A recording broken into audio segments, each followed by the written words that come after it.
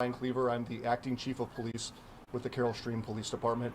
I'm here to provide you all with a briefing on an incident that took place in our village this morning. At approximately 4:15 a.m., the Carol Stream Police Department responded to a domestic violence incident at the Village Brook Apartments located at 260 East St. Charles Road in Carol Stream. Officers encountered a tense, uncertain, and rapidly evolving situation which resulted in officers discharging their weapons at the alleged domestic violence suspect. The suspect was struck and sustained critical injuries. He was transported to Central DuPage Hospital where he was pronounced deceased. The deceased individual's identity is currently being withheld pending notification to the family. No officers were injured during this incident, and there is no ongoing threat to the public at this time.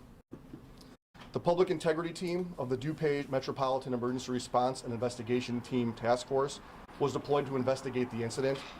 The Public Integrity Team, which is comprised of investigators from departments from around DuPage County, as well as the DuPage County State's Attorney's Office, investigates officer-involved shootings within DuPage County.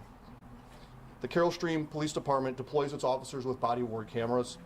The body-worn camera footage is reviewed as part of this ongoing investigation. The footage will be reviewed in coordination with the DuPage County State's Attorney's Office. Carol Stream Police Department extends its sincerest condolences to the family and friends of the individual who lost their life this morning. Further information on this incident will be released via the village and department social media page and website. And with that, I will take a few questions. You said officers discharged their weapons, so more than one officer, more than one weapon discharged? That is part of the current investigation, which is being handled by the Public Integrity Unit. All of that information, all of the evidence that was collected is being reviewed by them. I don't have all of that information right now because it's being handled externally. So it's fair to say at least one officer discharged their weapon? Yes, that would be a fair statement. Can you say if officers have been to that location before this incident? I don't currently have that information in front of me, but that will be looked at as part of the investigation as well. Was anybody else injured at the scene, another victim other than the victim that you said is deceased, since it was a domestic situation? Do we know if officers, when they responded, was the other person involved hurt, anybody else there? The preliminary information that I have is that there were some injuries sustained to the victim in this case, yeah. Not the deceased victim, the other victim? Correct. Okay. Apologize.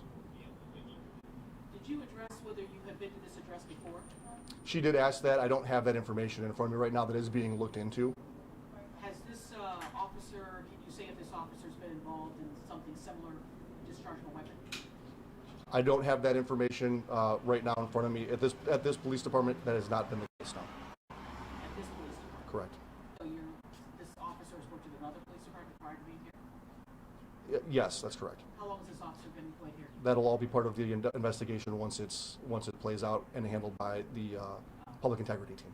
Okay, so you can't say how long he's worked for you guys? I don't have that information right in front of me right now. We're not releasing any of that. Again, this is very preliminary. Yes. We're working closely with the State's Attorney's Office and the Public Integrity Unit to offer full transparency in this incident.